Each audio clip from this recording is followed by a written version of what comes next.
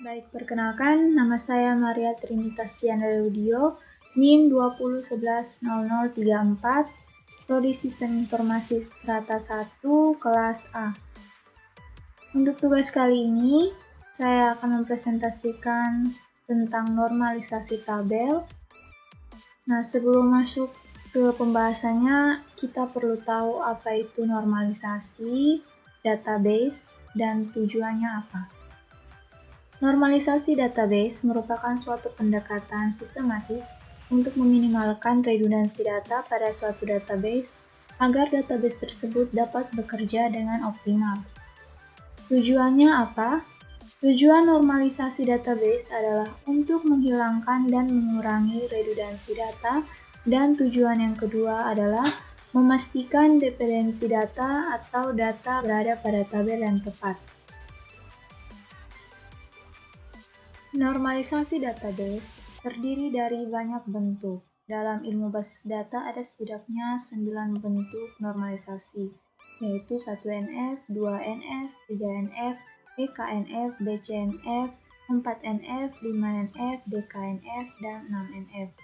Namun dalam prakteknya, dalam dunia industri, bentuk normalisasi ini yang paling sering digunakan ada sekitar 5 bentuk saja. Nah, pada tugas kali ini, kami disuruh membuat normalisasi tabel. Nah, untuk normalisasi tabel sendiri, saya menggunakan sebuah struk belanja yang sudah saya lampirkan di Word. Kira-kira seperti ini. Nah, tahapan-tahapan normalisasi itu dimulai dari anormalisasi. Untuk tahapan anormalisasi sendiri, itu kita menuliskan semua fieldnya tanpa terkecuali. Jadi kita tuliskan fieldnya apa adanya, semuanya kita tuliskan. Jadi tidak ada kurang satupun, kita tidak tulis, semuanya harus ditulis. Berdasarkan struk di atas ini, saya membuat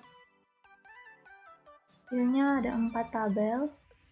Terdiri dari tabel kasir, kemudian ada tabel barang, lalu tabel struk, dan yang terakhir tabel pembelian.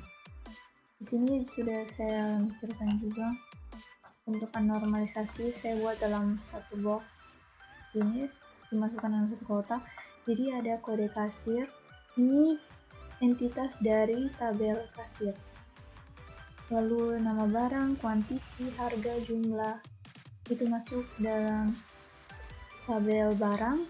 Lalu nomor struk, kode kasir, nama kasir, tanggal, nama barang, kuantiti, harga, jumlah, harga jual, total bayar, kembali, DPP dan PPN-nya itu masuk dalam tabel struk. Lalu di bawah sini yang terakhir, nama barang, kuantiti, harga, jumlah, mereka masuk dalam tabel pembelian. Jadi bentuk dari anormalisasi ini kita tuliskan semuanya tanpa terkecuali. Jadi kita tuliskan apa adanya dari struk yang kita jadikan objek.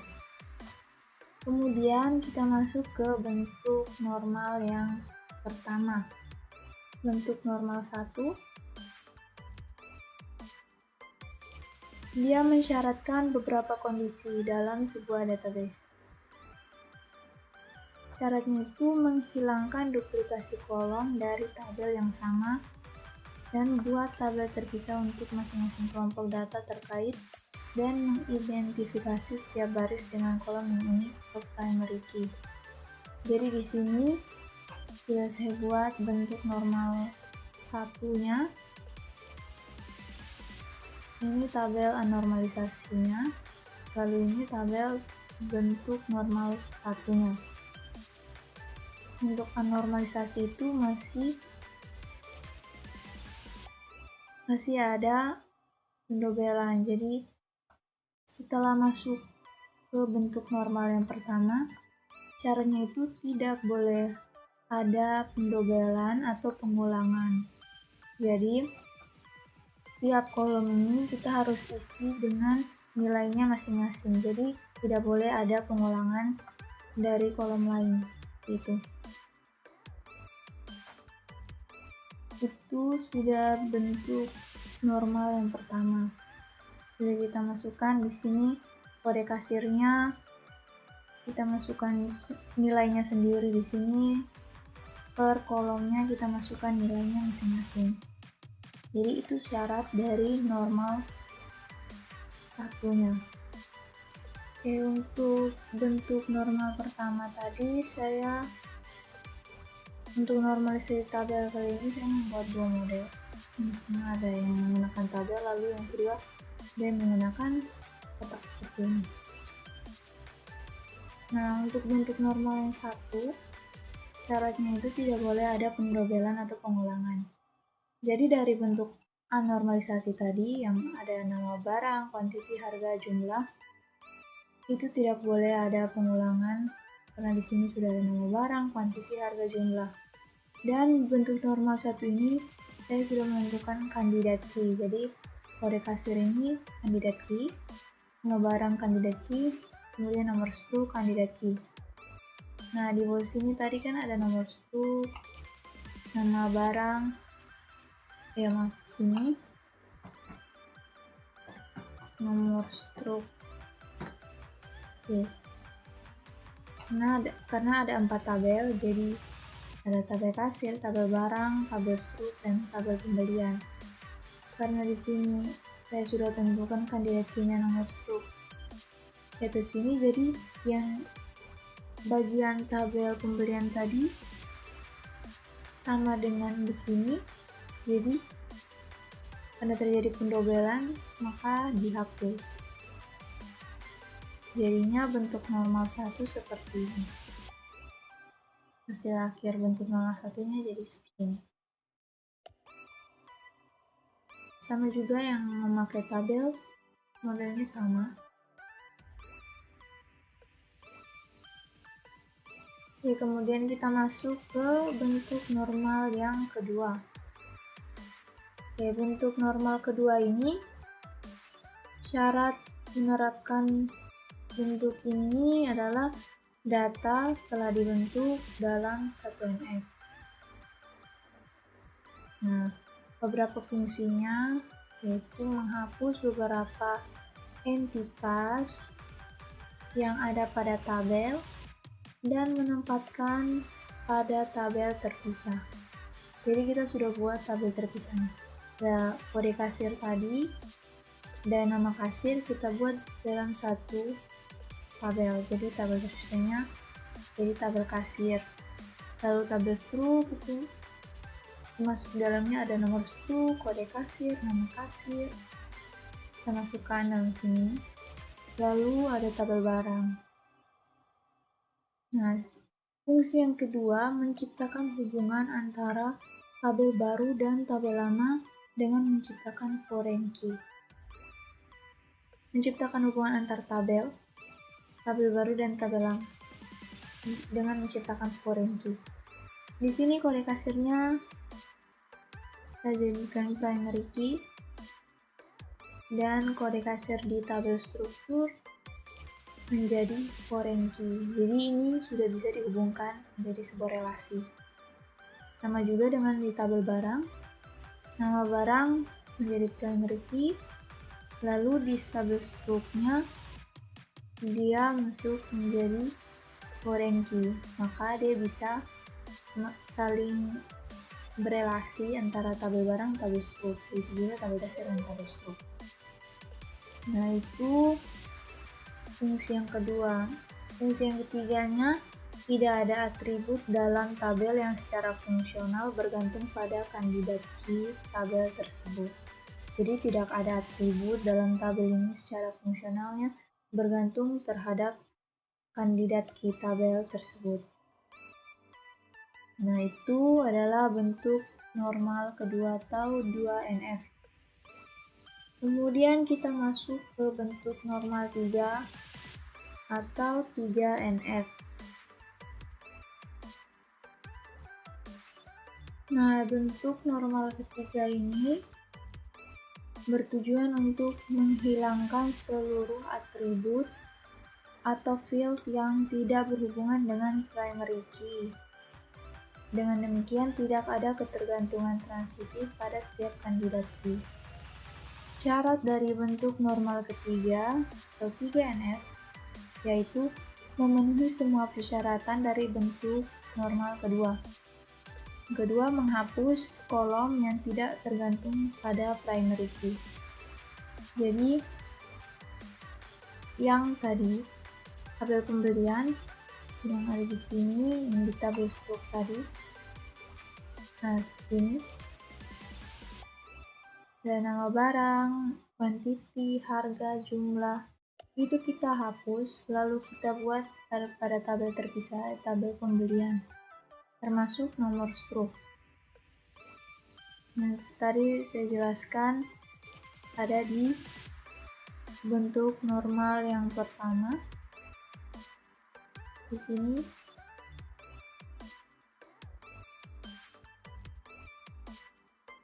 nah, ini yang anormalisasinya. Nomor struknya tadi sudah kita hapus, maka sampai ke bentuk normal ketiga. Berdasarkan syaratnya, kita sudah memisahkan kolom yang tidak tergantung pada primary key, entitas yang tidak tergantung pada primary key. Jadi ini ada tabel yang baru kita buat, yang sudah kita pisahkan dari tabel stroke tadi. Ada nomor stroke, ini sudah menjadi foreign key, lalu ada nama barang juga foreign key, yang tadinya ada di tabel stroke kita pindahkan ke tabel pembelian. Lalu ada quantity, harga, jumlah. Ini yang tadi adanya di tabel stroke juga kita pindahkan ke sini, karena dia masuk dalam tabel pembelian. Nah, setelah jadi seperti ini, bentuk normal ketiganya sudah seperti ini. Tinggal kita hubungkan, kita buat relasi antar tabel, di mana ada primary key, lalu direlasikan dengan foreign key. Di tiap tabel itu ada tabel kasir, primary key-nya kode kasir, kita relasikan dengan kode kasir foreign key di tabel stroke. Kemudian dari tabel stroke ada nomor stroke primary key-nya, kita relasikan dengan tabel pembelian, entitasnya nomor stroke foreign key. Lalu yang terakhir, di tabel barang, nama barang sebagai primary key, kita relasikan dengan nama barang foreign key yang ada di tabel pembelian.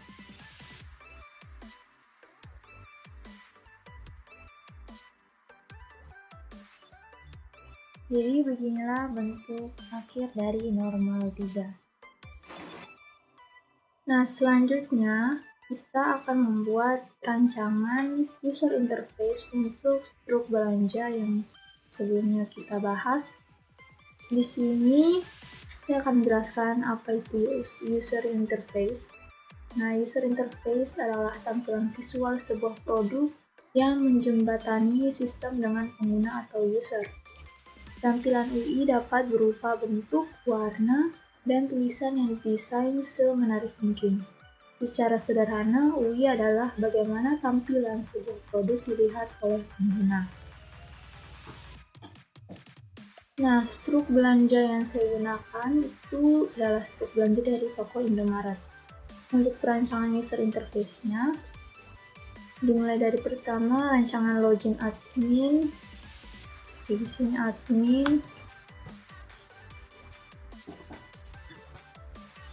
customer,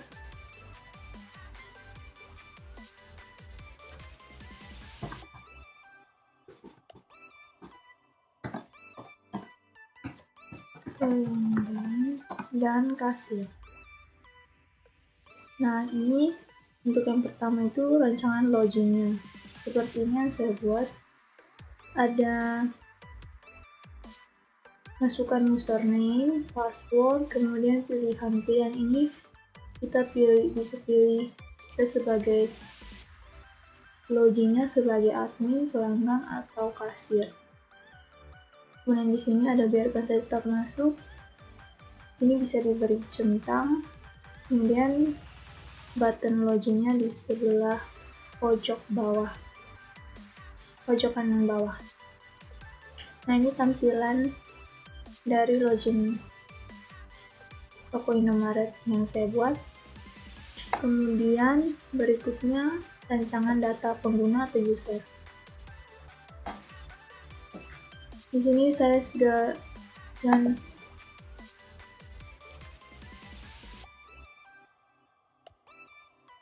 rancangan data pengguna atau user. Ini ada date atau tanggal, waktu, lalu di sini pengguna usernya kasir,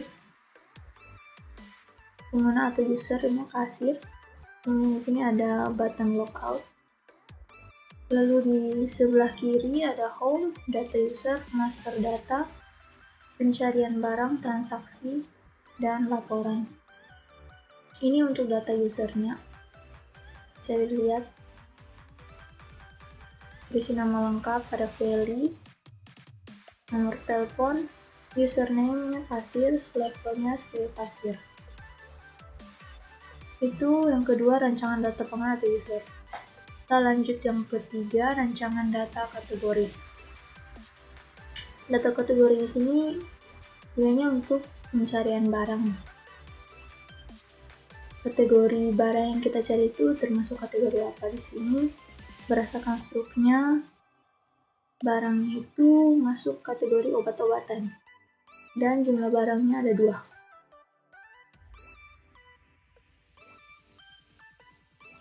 Ini tampilan dari data kategori. Kemudian yang keempat, rancangan data barang.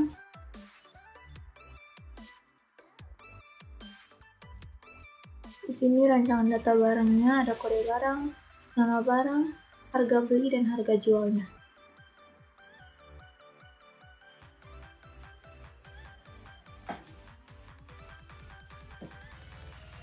Lalu di sini ada rancangan pencarian barang. Yang untuk pengguna yang ingin mencari barang tanpa kesulitan, bisa langsung menekan button pencarian barang di sebelah kiri, lalu bisa masukkan nama barangnya apa, lalu kategori, dia masuk kategori apa, di makanan atau obat-obatan atau minuman, tinggal di search atau cari. Nanti munculnya seperti ini, ada harga beli, harga jualnya, gitu. Kemudian di sini ada yang keenam, rancangan laporan penjualan. Ini adalah rancangan laporan penjualannya. Dia masuk di menu laporan di sebelah kiri web. Itu ada laporan penjualan. Di sini ada tertera tanggal transaksinya, lalu ada nomor transaksi, pelanggannya regular atau dia masuk kategori apa, kemudian total barang yang dibelanja atau dijual belikan, total belanjaannya berapa, lalu terus ada view.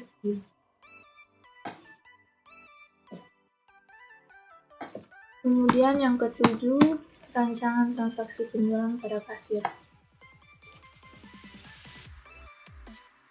Transaksi penjualan bisa muncul jika kita menekan button transaksi penjualan di sebelah kiri.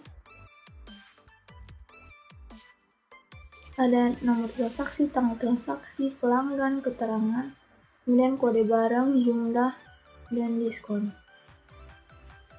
Bisa ditekan button tambah di sebelah sini, kemudian nanti daftar barangnya akan muncul di bagian bawah.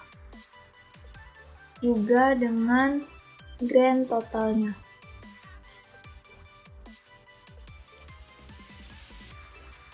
Uang bayar yang diberikan berapa, lalu uang kembalian yang diberikan berapa, sudah tertera di sini nanti. Kemudian, jika ingin menyimpan transaksi, tinggal klik button simpan transaksi. Yang ke-8, rancangan info login pada kasir. Bisa dilihat di sebelah kiri di menu profil. Diklik menu profilnya, kemudian muncul info login.